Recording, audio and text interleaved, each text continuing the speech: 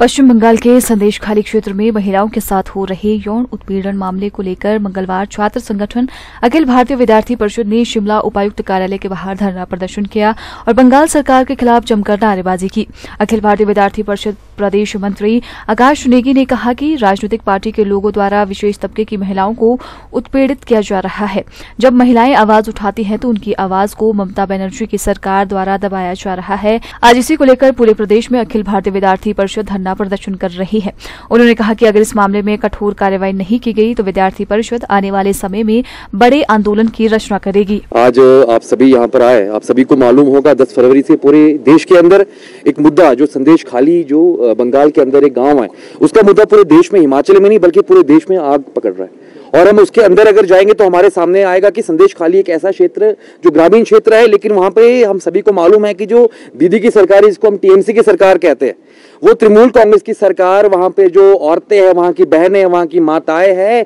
वहां का जो एक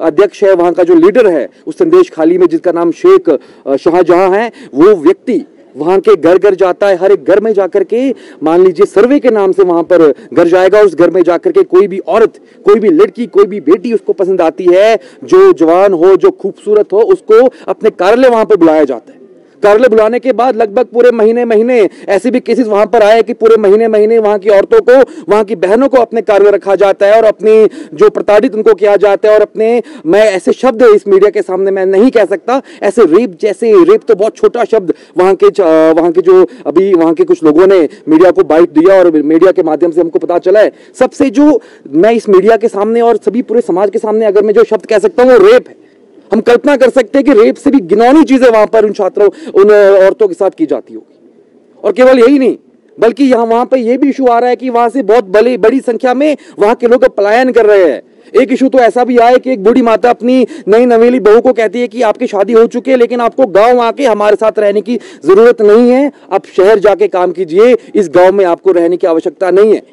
और ये केवल इसी बार नहीं हुआ है, 2024 में नहीं, अगर ऐसा ही केस हम देखें तो नवाखली में 1946 के अंदर भी हुआ है। बहुत बड़ी संख्या में वहां पर पलायन होता है और केवल एक समुदाय विशेष के लोग ही इसमें आज भी सम्मिलित है और उस दौर पे भी सम्मिलित थे। अखिल भारतीय विद्यार्थी परिषद आज इस धरने के बाद यहाँ पे डीसी महोदय के माध्यम से अपने भारत के राष्ट्रपति को एक ज्ञापन भी सौंपने वाली।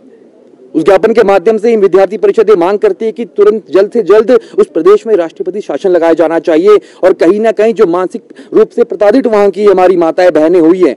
उन सबको एक फ्री में वहां पे काउंसलिंग और एक जो कानूनी सहायता है वो निःशुल्क उनको प्रदान की जानी चाहिए। और कहीं ना कहीं वहां की जो कानून व्यवस्था की हम बात करें, विद्यार्थी परिषद को वहां की कानून व्यवस्था में विश्वास नहीं है।